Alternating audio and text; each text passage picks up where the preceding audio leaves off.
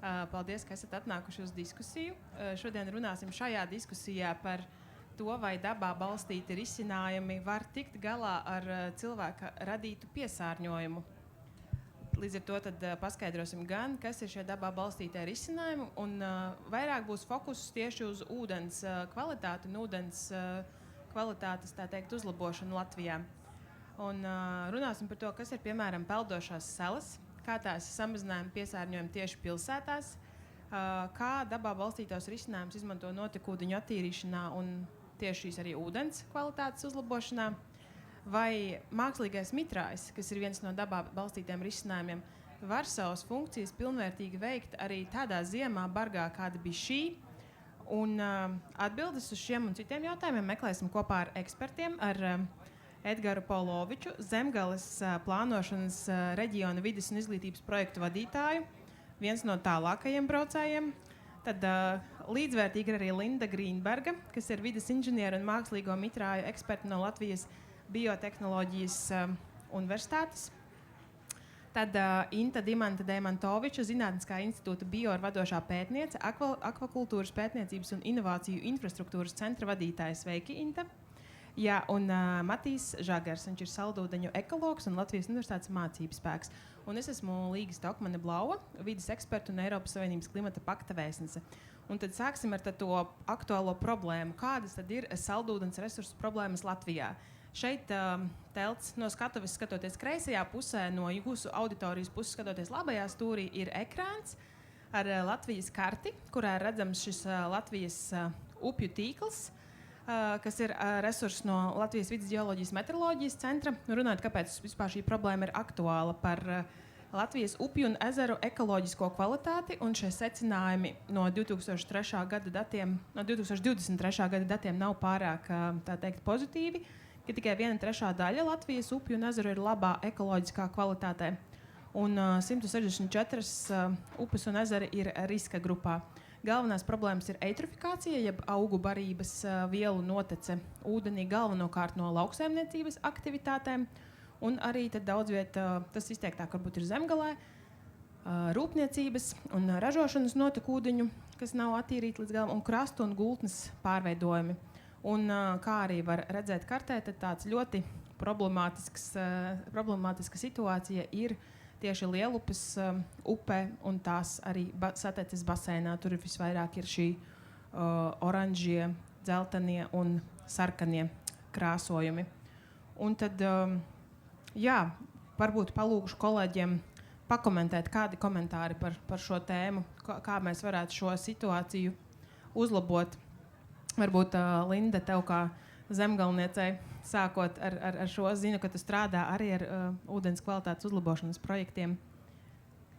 Jā, sveiki.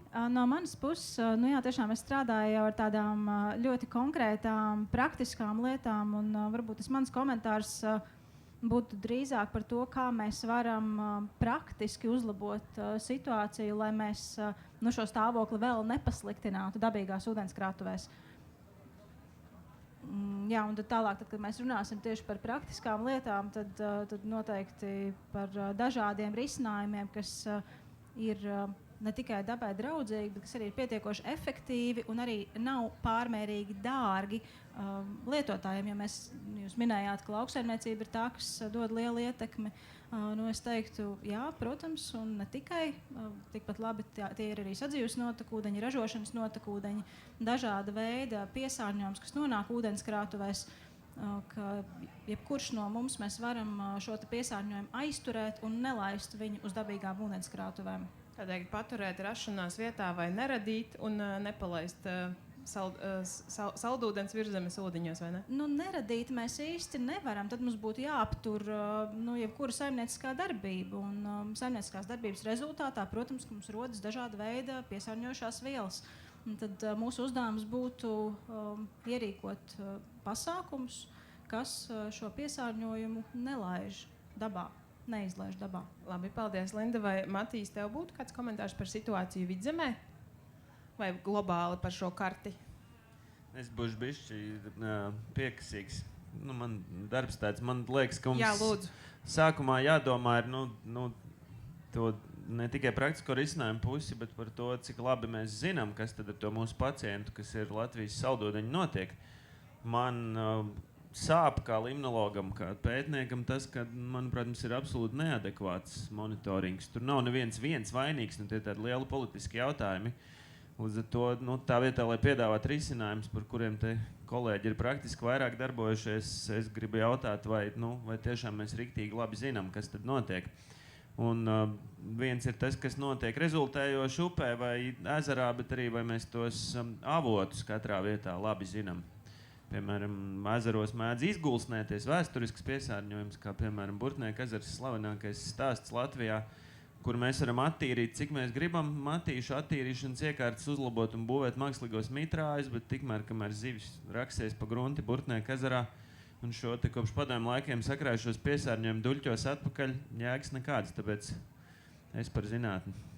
Paldies, Matīs, tāpēc tur tāds ļoti sarkans pleķīts, vai ne? Augšā Jā, tāds viņš ir, jā. Jā, skaidrs, tātad metodoloģija. Ļoti labi, tad dosimies tālāk pie nākamajām definīcijām par to, kas tad ir tie dabā balstītie risinājumi. Varbūt es lūkšu, pirms mēs ejam pie konkrētiem risinājumiem, Intetā pastāstīt auditorijai, ko nozīmē dabā balstīts risinājums. Te jau ir piemēri, bet tieši tādu to visaptverošo. No dabā balstīti risinājumi tie nav jāmeklē no jauna, tāpēc, ka, ja mēs skatāmies, daba spēj tikt galā ar zināmu daudzumu piesārņojumu ar savām metodēm. Mēs labi zinām, ka ir spēja uzkrāt oglekli, mēs zinām, ka ir spēja uzkrāt, noturēt fosforu. Jautājums, vai mēs spējam ar mūsdienu zināšanām gudri, viedi šīs te dabas funkcijas pārņemt un ielikt viņas tajā vietā, kur mēs viņas gribam pastiprināt un efektīvi izmantot. Tas būtībā arī tas dabā balstītais risinājums, ka mēs, mēs neizmantojam varbūt betonu konstrukciju un cauruli, bet mēs ņemam kaut ko, kas jau labi funkcionē dabā un aiznesam viņu tādā vietā, kur tas varētu sasniegt maksimālu labumu.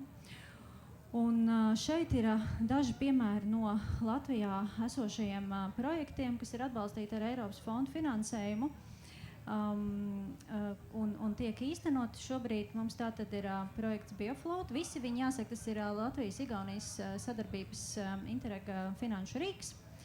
Un Biofloat ir tieši par peldošajām salām, kas ir izvietotas divās vietās Latvijā un viena Igaunijā. Latvijā tās Cēsis un Gulbeni, Igaunijā tas ir Pomujāru ezers.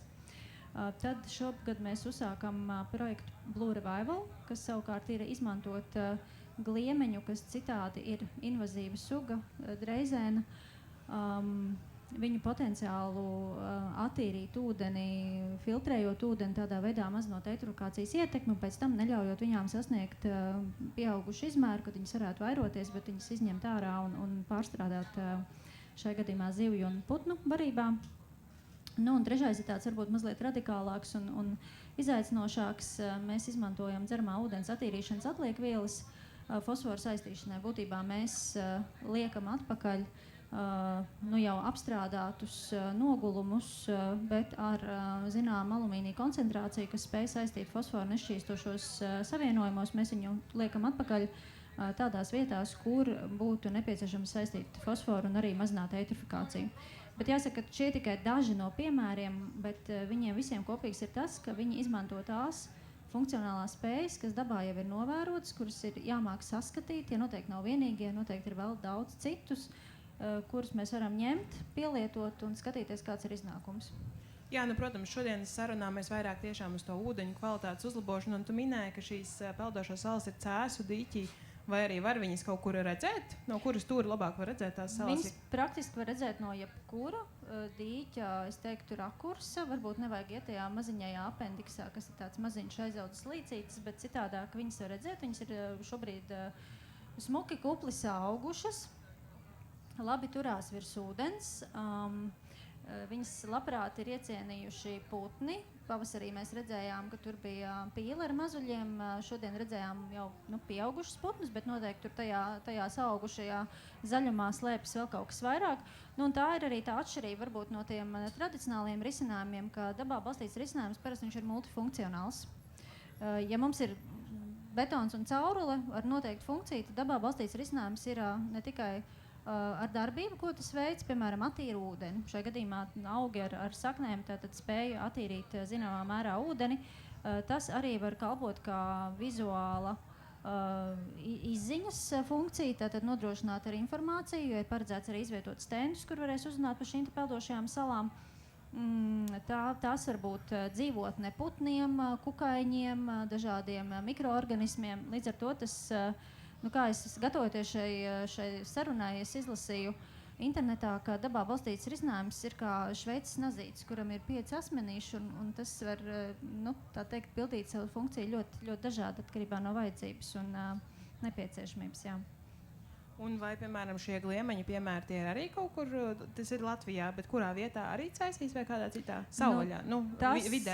Tas būs jau pieminētajā slavenajā Burtnieka ezerā, bet es uzreiz gribētu uzsvert, ka dabā balstīts risinājums nav, tā nav tā kā panacēja atrisinājums galīgi. Tas ir papildus pavadošs pasākums, kuram noteikti jābūt atbalsta tā kā pasākumiem citiem, kaut vai tā pati piesārņojuma avota novēršana, dažādi citi ezeru biotopu apsaimniekošanas pasākumi, jo ļoti bieži šie risinājumi tomēr viņi ir pasīvi. Viņi tā tad ir ar kaut kādu ilgāku laika nogriezni, kura rezultātā viņi veic to savu funkciju. Tāpēc arī, ja man, piemēram, uzdod jautājumu, ja es uzlikšu salu, vai ezers beigs ziedēt tūlīt un uzreiz, vai arī, piemēram, pēc gada, tā visdrīzāk nebūs, jo tas ir pasākumu kopums, kas ir jāievēro.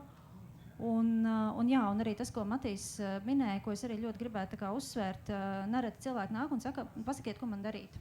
Un tad sākotnējais jautājums ir pastāstīt man kaut ko vairāk par savu dīķi vai ezeru vai biotopu, ko jūs gribat attīrīt. Ja mums nav šo te bāzes izējas datu, tas ir arī pats būtiskākais, lai vispār mēs spērtu pirmo soli. Jo tad arī iespējams, kā arī Matīs minēja, šis fona piesārņojums, kurš jau tur ir ģeoloģiskā sastāvdaļa, un tad viņu nevar atrisināt citādi. Tā kā ir svarīgi, zināšanas ir ļoti, ļoti svarīgas. Un tad mazliet par to. Jā, Matīs, tā bija komentārs jau uzreiz? Jā, man gribās to vēlnu advokātu visu laiku spēlēt. Man liekas, ka mēs sakam, tie ir semantiski dabā balstīts risinājums, tad izcilā scenārijā mēs nesačakarējam tik tālu, ka mums ir jāiejaucās. Un es tikai gribu atgādināt, ka mēs varam, protams, runāt arī par peldošajām salām, bet mēs varam arī neaizmirst to, ka preventīvi risināt to, nezinu, kaut vai tieši tik banāli kā caur jauniešu izglītību, vai vienkārši nepieļaut, ka mums ir jānonāk pie tā, ka daba pati netiek galā. Ko Inta ļoti labi pieminēja, tā kapacitāte, tā švāmes kapacitāte dabai tikt galā, viņa ir vismeistarīgākā. Mēs nespēsim aizvietot. Izcilā scenārijā tas ir tik nesačakarēts, atvainojos par vulgārismu, ka mums nav jāiejaucās. Tas līdzīgi kā cilvēka ķermenis, kamēr viss ir labi, funkcionē ļoti labi, un tad kaut kas sāk brukt, tad aiziet Tāpēc vajag vingrot, nevis tikai iet pie doktora, jā, tas ir ideāli. Bet mēs tomēr paskatīsimies, no kā sastāv peldošā sala. Inta, vai tu vari pakomentēt, šis bija tavs? Es šo jautājumu labprāt pārsūtītu Lindai, jo viņa mums ir eksperta arī šajā jomā. Jūs ļoti labi saspēlēties. Jā, Linda un Inta strādā vienā projektā.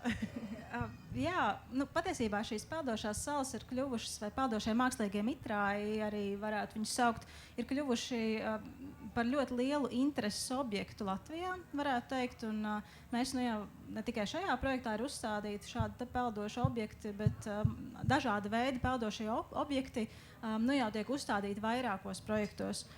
Un šī konkrētā sala tika veidota ar domu, lai mēs arī veicinātu šo te augu iespēju ar saknēm uzņemt augu barības elementus no ūdens, veidot šos te apstākļus tā, lai baktērijas tur varētu arī dzīvot un pārveidot slāpekļu savienojumus, un tādā veidā tad no ūdens izņemt šos te elementus laukā. Un tā sastāvdaļa, pirmā lieta jau pēc nosaukuma peldošā sala vai peldošais mākslīgais mitrājs, tad tam ir jāpeld. Pirmais nosacījums, ka tam nevajadzētu ar laiku nogrimt, tad ir jābūt peldošai konstrukcijai. Izskatījām dažādus variantus, nonācām pie viena, ko tālāk arī izmantojam, lai viņš būtu pietiekoši droši arī apkalpošanas ziņā, lai mēs varētu tur uzkāpt arī putni, tur varētu uzkāpt putni arī kaut ko sver. Ja, un tad tālāk tika veidots šis te pīrāgs tādā veidā, lai šie te augi tur varētu ieaugt. Un arī bez tam, lai baktērijām būtu vide, jeb porains materiāls, ap ko veidot bioplēju, respektīvi, un arī, lai tas nebūtu pārāk smags, tieši svara ziņā un peldspējas ziņā. No augiem šajā projektā partneris bija izvēlējies dažāda veida augus, tad arī ar vizuālo vērtību, bet tikpat labi arī citos projektos mēs veidojam šos te peldošos mākslīgos mitrājus, izmantojot apkārt esošos augus.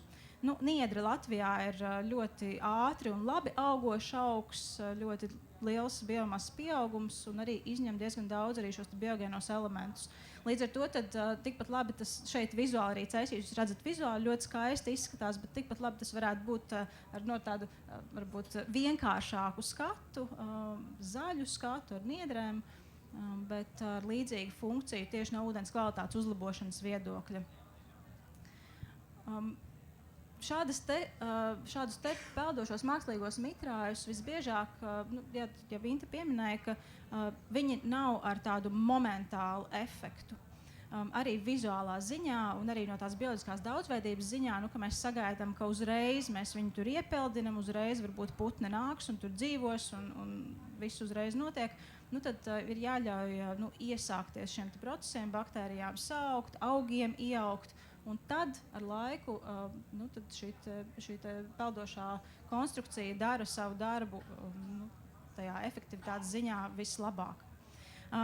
Vēl, ja var pieminēt, tad līdzīga ideja mums tiek realizēta arī vienā citā projektā ar nosaukumu Nutriloopworks, kur mēs noņēmām šo te augu funkciju nost, bet paturējām iespēju šādus te peldošas konstrukcijas, kas uzlabo ūdens kvalitāti, padarīt vizuāli, lai viņi neizskatās ar augiem un nav jārūpējas par augu ieaugšanu, piemēram, bet mēs esam uzstādījuši peldošas putnu mājas, kurām apakšā vēl tiek piekarināti materiālu maisiņi, kas izņem no ūdens fosforu, tad absorbējot, piesaistot fosforu.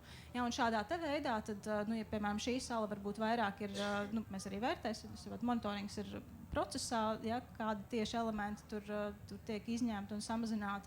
Tad šādas te peldošas putnu mājas un arī peldošas laivas. Būtībā peldošas jebkura konstrukcija, kurai var piekabināt šos te absorbentu maisiņus, tās kalpo tieši uz fosforu savienojumu izņemšanu no ūdens. Un cik bieži šādi maisiņi, piemēram, ir jāmaina vai jānovāc vai reizes sezonā? Kāda ir tā aprūpe, kas ir vajadzīga? Jā, tas arī šobrīd mēs vēl testējam. Pirmais mēģinājums būs pusgadu noturēt šādus te maisiņus ūdenī un tad viņus ņemt ārā, respektīvi nomainīt.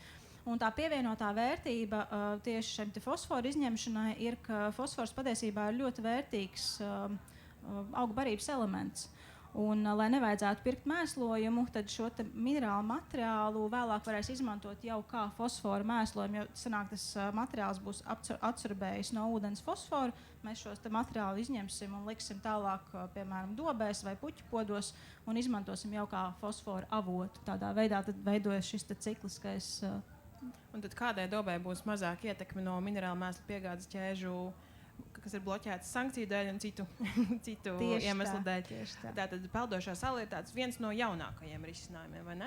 Runājot par šiem. Jā, tur vēl ir nepieciešami daudz pētījumu. Šeit jūs redzat arī pats pirmais prototips, kas tika uzstādīts pirms 3 gadiem, ja nemaldos. Tad jūs varat redzēt, ka tur jau ir niedres sauguši krietni zaļas un kuplas, un tad veidojās jau tāda ļoti jauka vieta gan arī putniem. Tas ir meža cīruļos, vai ne? Šis te ir meža cīruļos, jā, patiesībā pirmais mākslīgā mitrāja pētījuma objekts Latvijā, ka patiesībā tad, kad sanāk peldošais mākslīgais mitrājs, ir uzstādīts virszemes plūsmas mākslīgajā mitrājā. Un ko tas nozīmē? Tas nozīmē, ka sākumā mēs uzbūvējām virszemes plūsmas mākslīgo mitrāju, mēs viņu jau ilgus gadus arī testējam, monitorējam regulāri. Tad mēs varam precīzi arī zināt, vai izdarīt kaut kādas secinājumus par to, kā tieši šī sala dod vai nedod kaut kādu efektu. Jā, un šai salai tad blakus ir šī lauksaimniecības saimniecība, kur nodarbojas gan ar lopkopību, gan ar augkopību. Jā, ietekme satiksmes basēnā ir tieši no lauksaimnieciskās darbības. Redzu, ka Matīsam ir komentārs. gribas kasīties atkal. Saki, lūdzu, bet tu saki, šis bija pirmais un tā kā prototips. Tad kāda tad ir jēga, ja es nāktu tagad vienkārši nevis, mēs jau savstarpēji varam tur savā klubiņā kā draugi runāt, bet, ja kāds tā kā no malas nāk un agresīvi tev saka, bija jēga, ko tu viņam atbildētu? Šis prototyps bija tieši uz peldspēju, tad viņš joprojām nav nogrimis, tā tad bija jēga. No bioloģiskās daudzveidības viedokļa bija jēga. Jā, un no augu un putnu viedokļa bija jēga, bet šeit mēs tur blakus diezgan smags biotops putniem. Viņš tāds tiešām, tu domā, ka skaitliski vērtīgs tas biotops, tas, ka viņš tur bišķiņu vairāk peld. Jā, šis bija tiešām 2 kvadrātmetru izmērā, un uz to spoguļvirsmas laukumu tas ir ļoti maz, pat nemērot. Ir skaidrs, ka tur tā ietekme būs nebūtiski, teiksim. Bet šogad mēs uzstādījām arī lielāku, tieši tāpēc, lai mēs varētu tiešām izmērīt, vai tur ir kaut kāda atšķirība vai nav. Tā kā nākamgad jautāsim atkal, paldies. Rekur arī var redzēt to lielāku, mazliet tajā pašā. Jā, tad tas pirmais bija vienkārši, lai vizuāli novērtētu un tehniski novērtētu, vai, kas tur notiek un kā tas izskatās. Tad šis jau ir ar domu par efektivitāti. Ir kaut kāds limits, cik tādas salas var likt vienā ūdens tilpē? Vai tas vēl jātestē? Tas ir droši vien jātestē naudas jautājums, jā, bet droši vien, ka mēs arī negribētu noklāt pilnīgi visu ūdenskrātuvi ar tad jau zūd tā pamatdoma. Nebūs arī skābekļi. Nebūs vieta, viss būs jau aizņemts, vai ne? Jā, bet par skābekli, jā, mēs arī tajā pašā, kur tās putnu mājas, tad viena no lietām mēs arī uzstādījām. Bieži vien, ka skābeklis varbūt ir iemesls, ja ka nav pietiekoši daudz skābekļa kādā mazākā dīķī un tam līdzīgi, tad mēs mēģinam arī tagad šos te fosfora filtriem apakšā ievietot kompresoru, jeb gaisa pūtēju, lai gaiss tiktu gan padots ūdenī, gan arī kustināts tur viss. Bet tur arī jāskatās, kā tas viss strādās. Labi, un tagad ķersimies pie tiem mākslīgajiem mitrājiem. Linda, šī ir karte, kuras, cik saprotu, ir apkopoti tie mākslīgie mitrāji, kas ir Latvijā, par kuriem ir ziņas, un mākslīgo mitrāju situācijā gan tā situācija ir mazliet cita. Tas jau risinājums ir Latvijā sen izmēģināts un daudz viet pat sen strādājuši, piemēram, Tīnūžos, vai ne? Jā, no 2004. gada. Ir dažādi tie paši sākotnējie piemēri, ir gan labi piemēri, gan netik varbūt veiksmīgi piemēri, bet šajā kartē redzamie ir tādu pēdējo 5 varbūt gadu laikā ierīkoti, projektēti un procesā mākslīgie mitrāji. Tad varbūt šeit tāds komentārs par to, kāda ir atšķirība. Ja? Tad mēs laikam runājam par dažādām peldošām konstrukcijām, par ūdenskrātuvēm, no kurām mēs gribam izņemt kādus lielāku vai mazāku daudzumu piesārņojušās vielas. Tad mākslīgie mitrāji tā ir iekārta, tā ir tehnoloģija, kas darbojas kā bioloģiska attīrīšanas iekārta, kurai cauri plūst dažāda veida piesārņot ūdeņi, notekūdeņi, plūst cauri un attīrās pa ceļam, un tālāk ārā izplūst jau attīrīts ūdens. Ja tās var būt gan hermētiskas iekārtas, ja tie ir sadzīves notekūdeņi vai ražošanas notekūdeņi, tās var būt savienotas ar gruntsūdeņiem, ja tie ir lietus ūdeņi, jo tad mums nav nepieciešama hermētiska iekārta. Tad dažāda veida konstrukcijas. Un tas, ko šeit var redzēt, ka tā vairs nav, ka šodien šajā dienā mēs vairs nevaram runāt par to kā kaut kādu ļoti inovāciju vai jaunu tehnoloģiju. Tā tiek pielietota arī šajā Natalija projektā. Mēs būvēsim 2 pilotu projektus, 2 demonstrācijas objektus tieši sadzīves notekūdeņu attīrīšanai. Un tad dažādi veidi notekūdeņiem mēs viņu varam pielietot, un to var arī redzēt praktiskus piemērus Latvijā. Tu minēji, ka var attīrīt dažādus šos notekūdeņus. Tad sanāk, šeit kartē redzami gan šie sadzīves, jeb arī viensētās taisa mākslīgos mitrājus. Tavā pieredzē laikam ir tāds piemērs. Jā, pilnīgi noteikti. Šajā kartē tas ir Baltkopa projekta viens no rezultātiem, kur mēs apkopojām tad, tīri arī vizuāli un klikšķinot uz katru no šiem punktiem. Tur parādās arī informācija gan par kubikmetriem diennaktī, par notekūdeņu daudzumu un arī par to, kāda veida notekūdeņi tur tiek attīrīti. Tad būtībā, piemēram, risinājumā pie mājas, tad, teiksim, ir šī lokālā kanalizācija, tad ir kaut kāda attīrīšana, un kā tas notiek tieši? Tas notiek tā, ka, tīpaši, ja mēs runājam par lauku mājām, ja, kur ir viens sēta, piemēram, vai viens ģimenes dzīvojuma māja, vai vasarnīca, vai viesunams kaut vai, kur nav vēlēšanās izmantot elektroenerģiju, kur nav vēlēšanās ierīkot rūpnieciski ražotu bioloģisku attīrīšanas iekārtu. Tur var izmantot šādu te dabā balstītu risinājumu ar nosaukumu mākslīgais mitrājs. Tad mēs aizstājam, šī ir alternatīva iespēja, mēs aizstājam šādu rūpnieciski ražotu iekārtu. Un šeit bez elektroenerģijas, bez tādas specifiskas varbūt apkopes un specifiskām zināšanām, apkopes ziņā un eksploatācijā, mēs varam attīrīt savus notekūdeņus pietiekami kvalitatīvi. Paldies. Un, Edgar, tagad jautāšu tev, jo Natālija projektā Vecaucē un Staburaga pagastā tiks ierīkot šie mākslīgie mitrāji notekūdeņu attīrīšanai. Kāpēc Zemgales plānošanas reģionam tas ir svarīgi? Kāpēc jūs atbalstāt šīs aktivitātes? Jā, labdien. Vispirms maza replika par piesārņojumu un Zemgali. Mēs visi zinām šo skaisto nosaukumu, ka Zemgalē ir mūsu Latvijas maizes klēts. Bet, lai tā klēts pildītos, tad mums, protams, ir cītīgi jāstrādā. Un Zemgale ar saviem līdzenumiem, plašajiem tīrumiem dod gan šo te pienesumu, gan arī vienlaicīgi, kā mēs šodien sākām runāt, dod savu artavu Lielupes satecē un baseinā, mazākās upēs un pašā Lielupē, zinām veidu piesārņojumu. Un pēc tā sarkanās un dzeltenās krāsas mēs redzējām, ka tas ir, dominē tieši Latvijas vidienē, bet tas ir cieši saistīts ar šo lauksaimniecību, ar lielajām fermām, ar lielsaimniecībām, plašajiem laukiem un tā tālāk. Un šeit tāpēc Zemgales plānošanas reģionam, kas aptver Zemgali, 6 pašvaldības lielākas, kas šobrīd ir apvienojušās, 6, un dod, teiksim, tādu gan iespēju, gan zināšanas, gan praktisko risinājumu šādu te iekārtu izbūvē, kas vispirms saistīta, protams, ir ar informācijas sniegšanu un mācībām un izpratni par to.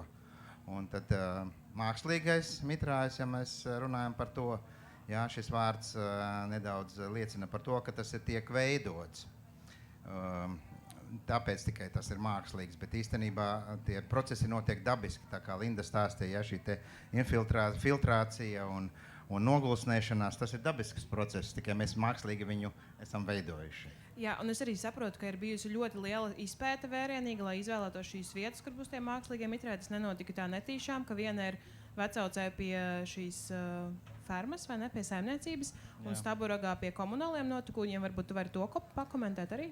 Jā, tas ir ilgstošāka procesa rezultāts, izvēle šīs 2 pašvaldības, 2 lokācijas projektā. Mēs apsekojām ne tikai vietas, bet arī tikāmies ar pašvaldībām. Tika veidota speciāla aptauja, anketēšana ilgākā laika posmā pašvaldību speciālistiem, arī ar vietējās sabiedrības iesaisti, lai izpētītu tās vietas, kur tiešām pirmkārt tas būtu nepieciešams. Tādu ir daudz un pietiekami, bet kur būtu arī izpratne, atsaucība un varbūt arī praktiskā iespēja atbalstam, sabiedrības iesaistē, kur ļoti liela nozīme ir, lai saprastu, ko tad tiešām dod tas, jā, kā Matīs saka, piekasīties, jā, ko tad tev dos tas mitrājs, ka tu tur uztaisīs to dīķi, varbūt pat tas nav ir pazemes mitrājs, jā, un neredzot viņu, kā tad tur tas veidosies. Un tāpēc mēs ļoti lielu vērību arī pievēršam un pievērsīsim arī turpmāk šiem te izglītojošam punktam, jā, pašvaldībās, jauniešiem, sabiedriskās organizācijās, pašvaldību speciālistiem. Un Vecaucē tad tiešām bija nosacījums, kāpēc Vecauce bija nosacījums, lai tie būtu rūpnieciska rakstura vai saimnieciska rakstura notekūdeņi, ko mēs izvēlējāmies šeit, un Staburagā savukārt, kā mazas pašvaldības iedzīvotāju ūdeņu izmantošanas notecei, arī darbojošā, varbūt vēl nedaudz, kā teikt, padomju laika sūkņu stacija, kas savas funkcijas pamazām zaudē, pildot, un šeit tad būs tas risinājums, kā dabiskā veidā varētu šo ūdeni filtrēt lai pēc tam papētītu tātad universitātes speciālisti šo te ūdens kvalitāti un jau sīkāk skatoties tieši pa dažādām piesārņojuma veidiem. Paldies, tu minēji, ka Zemgales plānošanas reģions izglīto sabiedrību, ka tas bez šaubām ir ļoti svarīgi, bet vai jūs rīkojat arī kādus pasākumus, teiksim, šiem punktveidu piesārņojumu radītājiem, piemēram, lauksaimniekiem, vai šajās vietās, kur ir pašvaldību speciālisti par komunāliem notekūdeņiem, kā tad nenonākt līdz situācijai, kur rodas šis piesārņojums, ka viņš aiziet tālāk, tur, kur tas nav paredzēts? Cik jūs varat to ietekmēt, jo jūs jau esat publiskais sektors, jūs nevarat gluži tā uzlikt sodus, bet aicināt? Protams, ka tas ir tas saucamie mīkstie projekti, ja, kad nav tāds ieguldījums praktiskā ziņā, kaut gan šeit ir tīri praktiskais, bet par sabiedrības izglītošanu un darbu ar lauksaimniekiem, tad mums ir lielāks konsorcijas, tad ir lauku atbalsta dienas, tad ir biedrības un tā tālāk, jo gadu gaitā ir parādījies tas, ka nav iespējams vienkārši pilnvērtīgi noorganizēt tādus, kā teikt, šobrīd jau vairs plikus seminārus tikai lauksaimniekiem, jo tur ir drūvā minūte ir dārga katra un tas ir sevišķi. Ziemā jāorganizē. Jā, bet tad ir tas jāveido kā tāds aptverošāks pasākums, un šeit mēs vairāk, protams, runājam ar pašvaldībām, un tad tas jau ir savādāk, jo lielsaimniecība atrodas konkrētā pašvaldībā, tātad tur ir saistībā ar speciālistiem un nepieciešamība sadarboties, un šeit tad Zemgales plānošanas reģiona projektu speciālisti un attīstības nodaļas cilvēki var dot to savu artavu, veidojot tādu veidu pasākumus, kur ir vairāka, lielāka, teiksim, tāda apjoma, dažādi jautājumi, un tad arī tas lauksaimnieks atrod to laiku, atnākt, paklausīties un varbūt rast tās iespējas un saprast, tad kāpēc varētu darīt kaut ko lietas labā, lai tas piesārņojums neaiziet, piemēram, līdz Lielupei. Jā, to noteikti nevajadzētu, bet kā mēs redzam pēc datiem, tad diemžēl viņš arī aiziet. Bet, Linda, varbūt par mākslīgo mitrāju uzturēšanu ikdienā un dažādās sezonās tu minēji, varbūt tu vari atgādināt vēlreiz, kāds ir tieši tas princips, un par, zinu, ka ir bijuši daudzi bažīgi jautājumi par šo ziemu, vai tad šādi dabā balstītie risinājumi var izturēt arī šīs ziemas kā kādreiz, kā mūsu bērnībā, kā vecākās paudzes jaunībā, un kā tas notiek, vai kā jūs pēc tam to fiksējat? Jā, tieši tāpēc, papildinot vēl Edgara teikto par sabiedrības un dažādu institūciju izglītošanu, ir ļoti svarīgi, ka mums ir piemēri, ko parādīt. Jo tad, kad mitrājus tikko mēs sākām ieviest Latvijā, tad skaidrs, ka tie bija viena no pirmajiem jautājumiem, un ir arī pilnīgi skaidrs, ka mēs nevaram paņemt Itālijas vai Spānijas vai vēl kaut kādas cita klimata risinājumus un tiešā veidā tagad ņemt un uzbūvēt Latvijā un gaidīt, kas notiks. Jā, skaidrs, ka mums ir jāpielāgo arī šīs visas konstrukcijas laikapstākļiem un klimatam gal galā. Un, komentējot par to, kas notiek ziemā, mitrājs darbojas arī ziemā, tā nav sezonāla tehnoloģija. Un, es pat teiktu vairāk, dabā balstīti risinājumi tieši palīdz un tieši atbalsta un tieši labāk darbojas klimata pārmaiņu ietekmē nekā bieži vien šādas konvencionālas sistēmas. Un tas ir tā iemesla dēļ, ko mēs jau pašā sākumā te runājam, ka daba zina vislabāk. Un ja mēs, protams, radītu šos apstākļus tādus, lai konkrētajai baktēriju grupai, piemēram, šie apstākļi būtu labvēlīgi, tad mēs tieši to arī sagaidām, ka notiks tie procesi, ko mēs esam šajā iekārtā paredzējuši. Edgaram ir komentārs? Mazs komentārs, jā, mēs viens otru papildinām, bet tas arī ir tīri dabiski, jo par šiem piemēriem runājot un sabiedrības izglītošanu, ļoti pateicīga auditorija gan no mūsu puses, kā organizatoriem, gan ir varbūt veidojušos, izglītojušos pasākumus ir skolēni un studenti arī, protams, bet, jo jaunāki skolēni, jo tas ir saistošāk visiem, un tad runājot par šiem piemēriem, pieaicinot arī speciālistus ar ūdens kvalitātes noteikšanai un dažādiem testiem, tad tas ir ļoti pateicīgi šādi piemēri, lai pārbaudītu to, kāds tad ūdens nāk otrā pusē ārā no šī mitrāja, un pierādīt arī to, ka tas ziemā notiek. Un tas ir tik būtiski redzēt pašiem pataustīt un Bet paskatīties. Varbūt, ka pagaršot kādreiz. Jā. Tā kā uz jaunības, uz jauniešu auditoriju un tieši uz skolānu auditoriju mēs vēršam vairāk un vairāk uzmanību. Jā, pie tā mēs vēl atgriezīsimies, bet tad vai dabā balstīts risinājums vienmēr ir veiksmīgs un vienmēr viss izdodas, Inta? Vai tu vēlēsi šo pakomentēt? Nu jā, šis ir attēls arī vienā peldošai salai. Konkrētais piemērs ir no Lietuvas.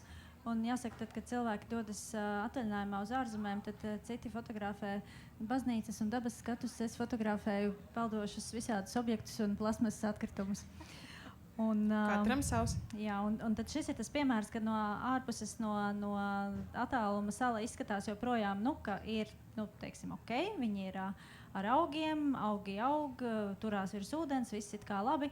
Un tad pa labi ir attēls, kas rāda, ka šī konstrukcija tās pamatā ir izmantots putuplasts, kas, protams, to labi notur virs ūdens, bet tas pilnīgi noteikti nav vienīgais risinājums, jo tagad mēs vairs nemēģinam panākt, ka sala vienkārši, es arī atļaušos vulgarizēt teikt, tupi turās virs ūdens. Mēs gribam arī, ka tās konstrukcijā tiek izmantot pēc iespējas maksimālāk tomēr videi draudzīgi materiāli.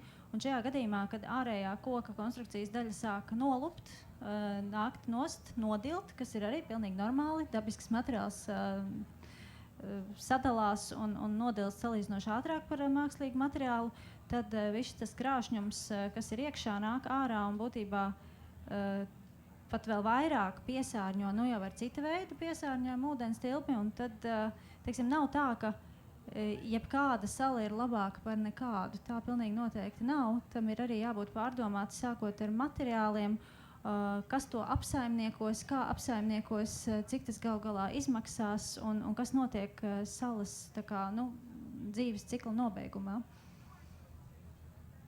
Matīsim, ir komentārs? Lūdzu. Nē, es domāju, tas jau universāli, man liekas, uz visiem, vai ne, šitiem risinājumiem attiecās. Tas, ko tu saki, vai viņu vispār vajadzēja, tad mēs varam pajautāt, kāpēc mēs viņu uzbūvējam. Man arī liekas, vienkārši skatoties te aiz muguras, kur jums ir projekta plakātiņš, piemēram, saldūdens biotopu atjaunošana pilsētas ekosistēmās. Nekas nav jābūvē, tur mēs tā kā laiku bišķi pagriežam apakaļ, ne? Nevis uzbūvējam mākslīgu mitrāju, bet pasakam, kur bija tāds biotops, mēs zinām to atskaites punktu, atjaunojam. Tas liekas, baigi simpātiski, ka tajā, teiksim, dabā balstīto risinājumu diskusijā mēs varbūt tos teikumu priekšmetus paplašinam, nevis tikai peldoši purviņi, bet kaut kas, kur mēs laiku pagriežam apakaļ, kas liekas varbūt efektīgāk. Pagriežam apakaļ un apstādinam, tā kā atjaunojot biotopus. Te ir vēl viens piemērs par to veiksmīgo vai neveiksmīgo. Te izskatās, ka ir sauļā aizlaistas peldošās salas. Konkrētais piemērs ir no Amsterdamas, Nīderlandē, kur labā griba ir bijusi tajā, ka ir izmantots maksimāli dabisks materiāls, kas ir labi, bet atkal dabiskajam materiālam ir tendence gana ātri nolietoties, sadalīties un, salas izskatās diezgan bēdīgi. Vai tas ir biotops mikroorganismiem? Pilnīgi noteikti, jā. Putniem kaut kādā mērā joprojām arī vēl jā, bet vai tas ir vizuālais baudījums un cik ļoti augus tā spēja augt, tas jau ir diskutējami. Tā kā tie piemēri ir daudz un dažādi, un tas, es zinu arī, ka, manuprāt, mēs esam atraduši ļoti tādu optimālu formu peldošajai salai, kas ir 3 stūris. Ir daudz mēģinājumu bijuši šeit, piemēram, ir šādi te taisni stūri. Mēs arī esam redzējuši Igaunijā risinājumus, kas ir rombi, kas laikam ir viens no tādiem visnepiemērotākajiem, jo tur arī paši veidotāji atzina, ka vidus ir ļoti smags no augsnes un augāja, un viņš vienkārši vienā brīdī sāk krist ārā. Tā kā caur šiem dažādu veidu Eiropas fondu pilotu projektiem mēs arī mācamies, meklējam tos optimālos risinājumus, un varbūt mazliet paturpinot Matīs aizsākto tēmu, vai es nezinu, pakasoties pretī, ja jau reiz mums ir tāda funkcija. Lūdzu, mums vajag kādu drāmu, lūdzu, jau filmē. Par to, kad ļaut dabai tikt galā ar visu. Jā, tas ir iespējams, bet problēma ir tajā, ka tas sloks, ko mēs punktveidīgi radām ar cilvēku populāciju noteiktās vietās, tas ir pārāk liels. Un, par katru ezeru var teikt, ka viņš dabiskā veidā, katra ezera dzīves noslēgums ir purvs. Tas visiem ir zināms, tas ir normāli. Bet ar šiem lielajiem cilvēku populācijas punktveida radītajiem piesārņojumiem, slodzi un visu pārējo, mēs to laiku ārkārtīgi saīsinām, vai pareizāk sakot, mēs pātrinam to ietekmi, kas ir uz ezeru. Līdz ar to vienā brīdī izveidojas tā situācija, ka mums ir jādod varbūt tāds tā kā nedaudz spēriens no malas, lai būtu tā inerce ekosistēmai atjaunoties, bet tā vairs pati to īsti nespēja izdarīt.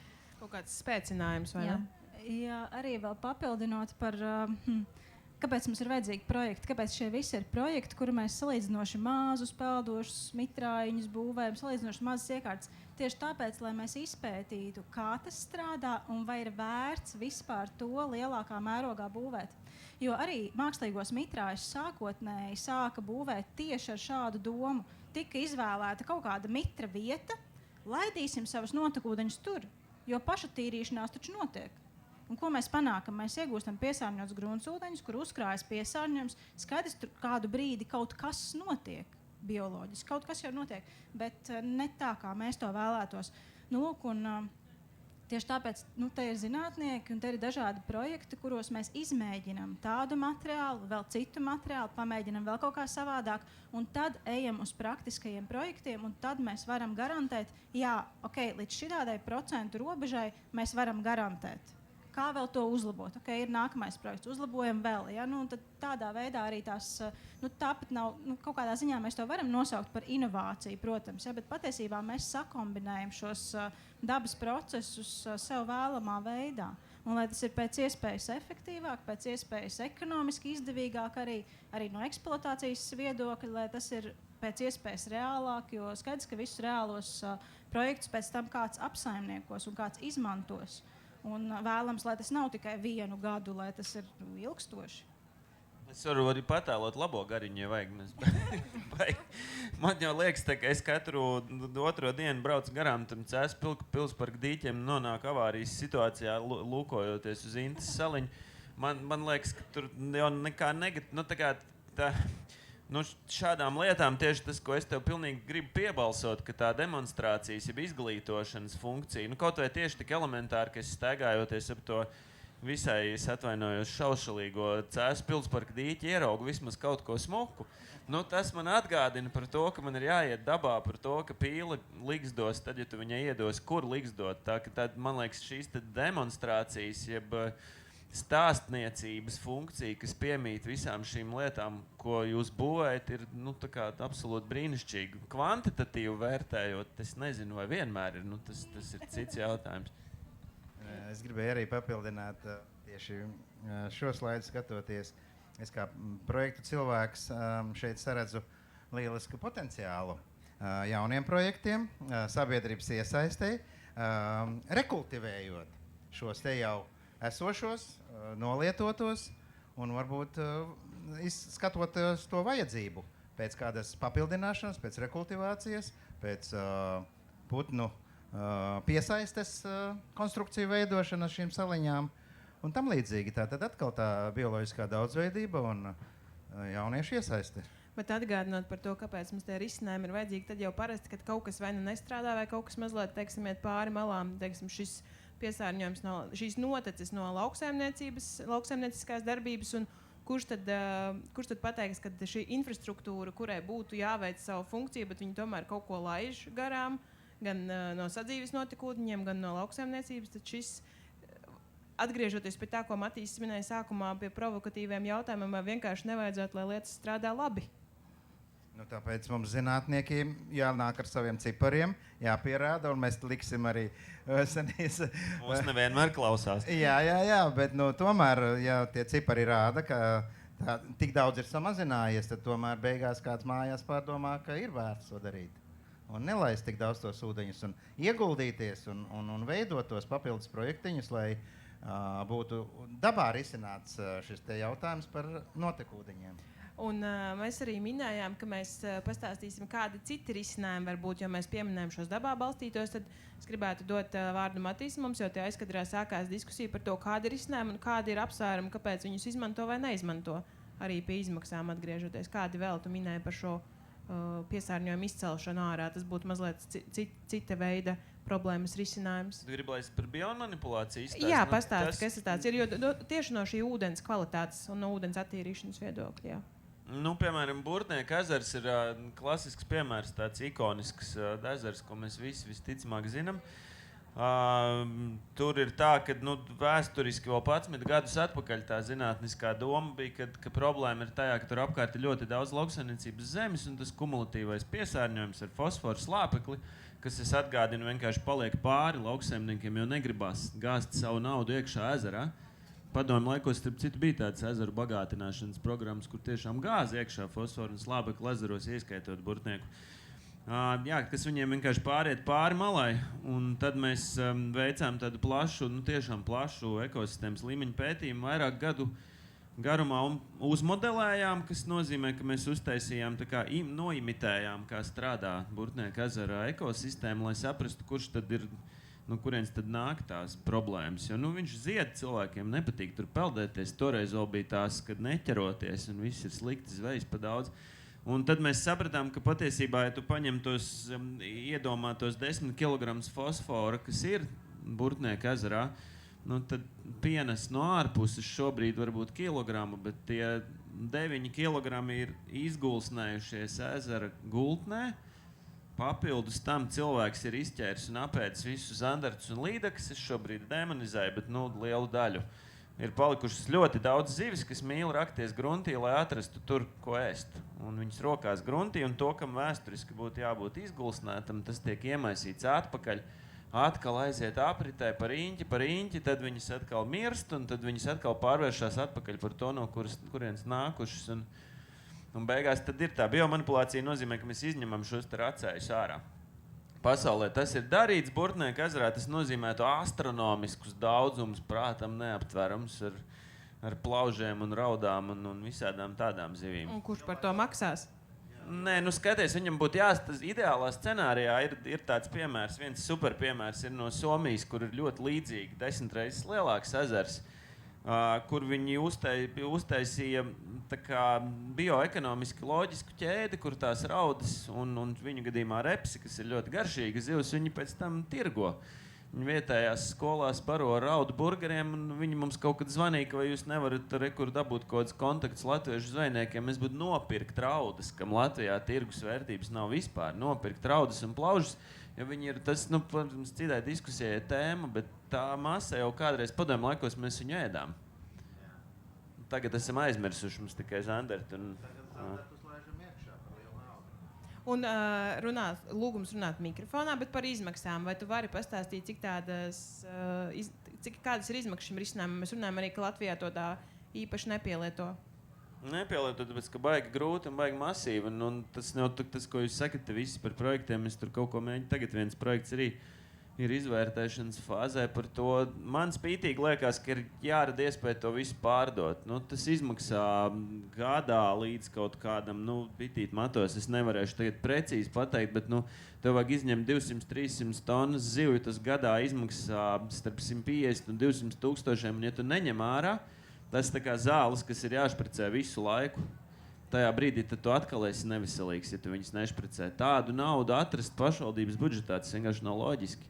Un arī pamatot, ka šos risinājumus ir vajadzīgs konkrētajā vietā. Nē, viņš nav pamatots. Es nevaru pamatot kā zinātnieks. Nē, pamatot, izskaidrot, ka pašvaldības budžets tiktu tērēts kaut kam šādam, jo parasti tas budžeta izlietojums ir arī diezgan tāds, tiek uzraudzīts, kā tas tiek izlietots. Tātad viens variants ūdens kvalitātes uzlabošanā ieviest biznesa potenciālu, kur iegūt. Ideāli, jā. Tas jau tas pats, ko tu minēji, ka ja tu tās fosforu granulas var tiešām pēc tam monetizēt, tad jau tas veido cirkulāru ķēdi, kur tas strādā. Un, Linda, kādas ir, protams, tas atšķiras no ļoti daudz kā, bet izmaksas, lai šo mākslīgo, piemēram, mitrāju sagatavotu, jo tie tomēr ir ieviesti, un arī tomēr taps arī drīzumā 2 jauni mitrāji. To ir pie tehniskās izpētes veidošanas piedalījusies, jā, lai mēs saprastu, par kādām summām mēs runājam. Jā, es saprotu, ka tirgus izpēte šobrīd notiek. Pareizi. Viss kārtībā. Bet izmaksas, tas ir viss grūtākais jautājums. Jo pirmkārt, viņš ir mainīgs, otrkārt, viņš ir mainīgs par reģioniem, un lielākā izmaksa ir grunts darbi. Tā tad rakšana, ierakšana. Jā. Un kā saprast, kādu risinājumu izvēlēties, teiksim, pie kā lauksaimnieks dodas? Viņš dodas pie kāda konsultanta, viņš dodas pie kāda eksperta, viņš zvana Matīsam, viņš zvana tev, viņš zvana Edgaram, viņš saka, kā jūs varat man palīdzēt? Jā, šobrīd mēs Baltkopa projektā strādājam pie šīs domas, ka būtu ļoti svarīgi, lai ir šāds cilvēks. Mēs Nacionālais angliski koordinators. saucam catchment officer, pagaidām latviski mēs vēl mēģinām izdomāt labāko, jo oficieris droši vien nav tas labākais, vai rangers, vai šerifs arī droši vien ne.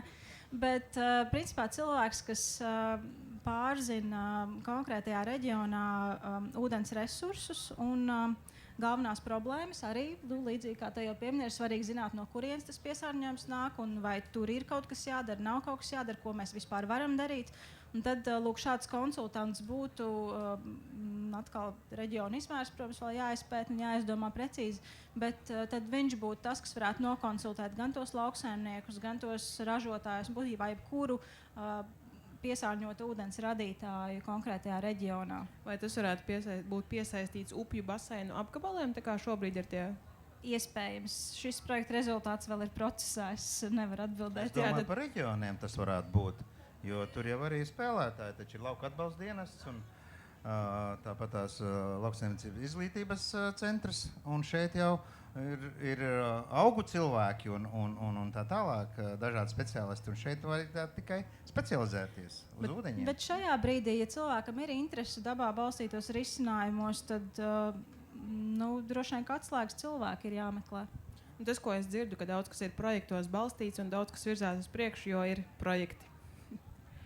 Bet paturpinot par to, Edgar, ko tu jau pieminēji par šo sabiedrības izpratnes nozīmi risinājumu ieviešanā, tu esi atbildīgs par šo sabiedrisko zinātni, jeb citizen science aktivitātēm projektā. Ko tu vari par to vēl pastāstīt? Jūs arī vērtējāt bioloģisko daudzveidību tajās vietās?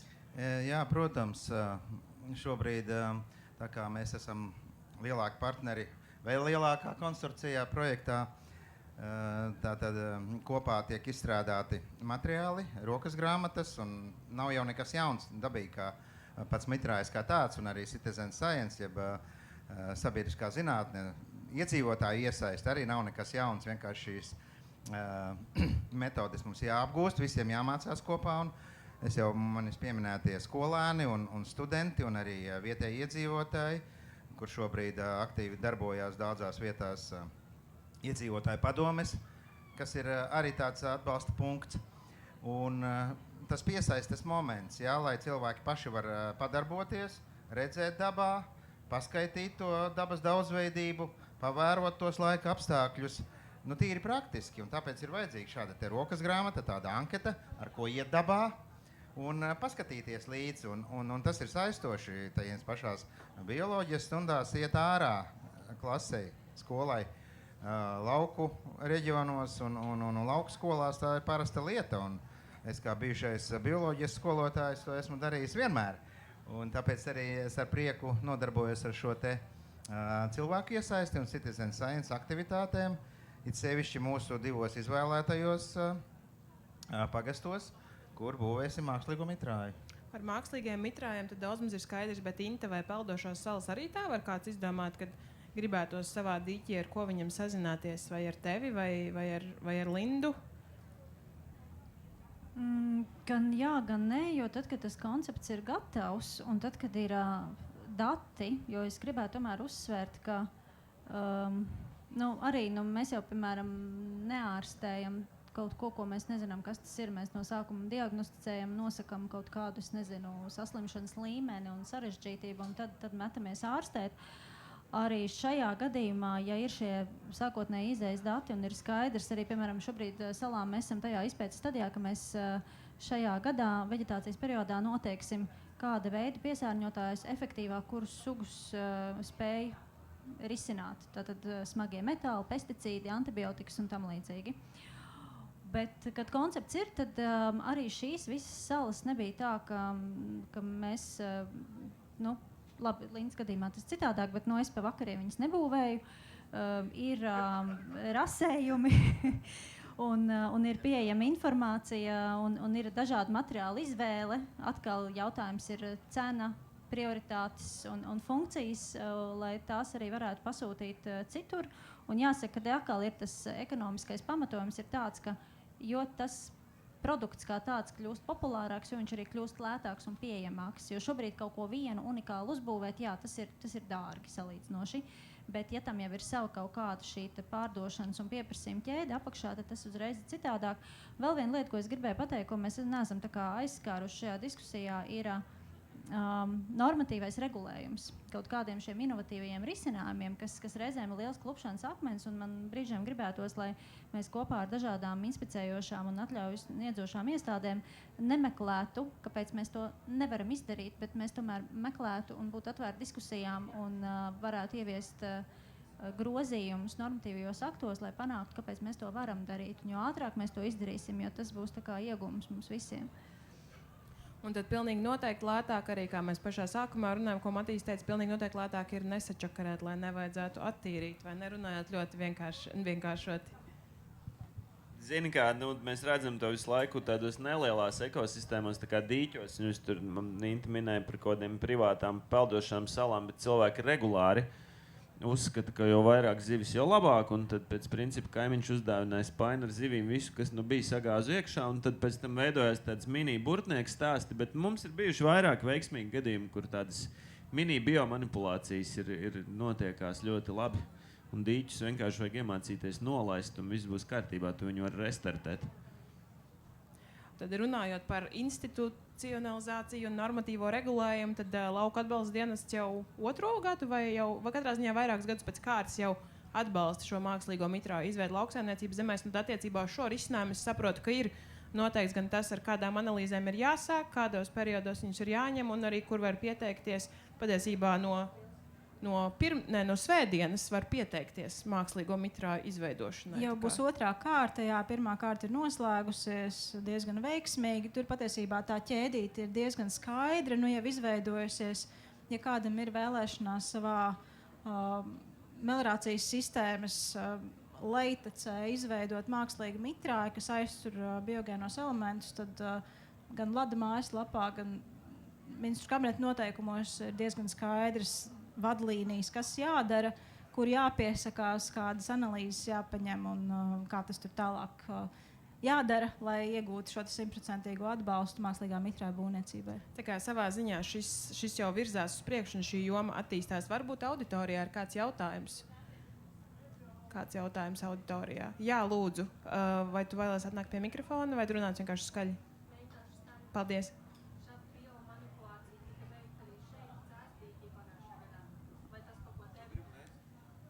Tad jautājums, vai Cēsu dīķī pagājušajā gadā tika veikta biomanipulācija un vai tas ko deva? Jā, Cēsu dīķī tika veikta biomanipulācija, un biomanipulācija ir viens zelta likums. Ja to sāk darīt, tas ir jādara regulāri. Un tā kā dažādu iemeslu dēļ mums nebija iespēja to šogad atkārtot, varbūt, ka mēs to veiksim nākamgad, es nezinu, tas ir atkarīgs no dažādiem apstākļiem, kas tā kā nav tieši uz mums attiecināmi. Bet arī pēc 2 reizēm mēs to efektu neredzēsim. Tas ir tāds apzināti pieņemts lēmums. Ja mēs to darām, tad mēs to darām. Ja mēs to nedarām, tad labāk es teiktu, varbūt pat ir nemaz nesākt. Nezinu, varbūt Matīs var papildināt par šo. Cēsu pilsparku dīķi vajadzētu nolaist. Vienkārši tas mēs sākuši esam sunim no astes iepazīt. Vai varbūt, ka tas būs par plašu tieši te tik ļoti analizēt. Bet es tev pieslēnos, viņam nekāda efekta nav bijis, jā. Un tad, tuvojoties diskusijas noslēgumam, tādas pozitīvākas nots, virzoties ar skatu nākotnē, kas būtu katram tas viens novēlējums, kā uzlabot vai nepasliktināt ūdens kvalitāti Latvijā? Edgars, vai tu vēl esi sākt? Īsi lūdzu. Jā, es vispirms gribētu otrādi to pavērst. Es gribētu uzdot jautājumu auditorijai. Paceliet rokas, lūdzu, kurš tic vai saprot, ka mākslīgais mitrājs, tā ir lieta. Tā būs kādreiz lieta, un nebūt pretī arī savā tūmā kaut ko tādu veidot vai redzēt. Paldies! Ja ir 100 tā ir tūkstoši. Bet tas ir 50% piemēram no auditorijas, tas ir labs rezultāts. Es domāju Labi. tā. Jā, un tas var būt. Jā, man novēlējums pievērst uzmanību. Pievērst uzmanību saviem notekūdeņiem. Un tad jau tālāk ir vajadzība, ir risinājumi, vispārējais. Kur paliek mani notekūdeņi? Jā. Paldies, Inte. Uzticieties inovācijām un mūsdienīgiem risinājumiem, jo es varu pilnīgi godīgi teikt, ka katrs pētnieks vēlas, lai viņa darba rezultātā ir tā, ka pēc tam cilvēki nāk klāt un saka paldies, nevis iet garām un teikt, oj, jūs šito labāk neskaties, šito es sastrādāju, ja šis nebija labi. Jā, tāpēc, bet lai panāktu tādu progresu tajā visā jautājumā, ļoti svarīgi ir sabiedrības iesaiste un sabiedrības uzticēšanās zinātnē, jo, diemžēl, nerad arī mēs redzam, veicot savus lauku pētījumus, ka cilvēki filmē un tad liek visādus ļoti interesantus stāstus TikTokā un kur tik vēl ne ar tādu pašu savu interpretāciju par to, kas viņuprāt notiek, lai gan tas tā nemaz nav. Paldies, Matīs. Jā, kaut ko saliekot kopā, man liekas, ka nenodarboja. Es varu tikai vēlēt nenodarboties ar pašārstēšanos, gan veselības, gan ūdeņu kontekstā. Vest bērnus dabā, tad, ja viņi iemācīsies, tad nākotnē tādas problēmas nebūs. Tev būs atskaites punkts, forša, tīra daba, tad tu negribēsi viņā mest plasmasas pudeles. Tas tāds baigais ilgtermiņa process. Un, protams, gribētos tādu pavisam banāli sabiedrībā veicināt uzticību zinātniekiem, bet zinātniekus arī aicināt pamatot sabiedrībai tā, lai sabiedrība saprot un sadzird. Paldies, tāpēc mēs arī šeit šodien bijām. Paldies visiem, paldies runātājiem. Jā, paldies visiem. Šī saruna ir noslēgusies.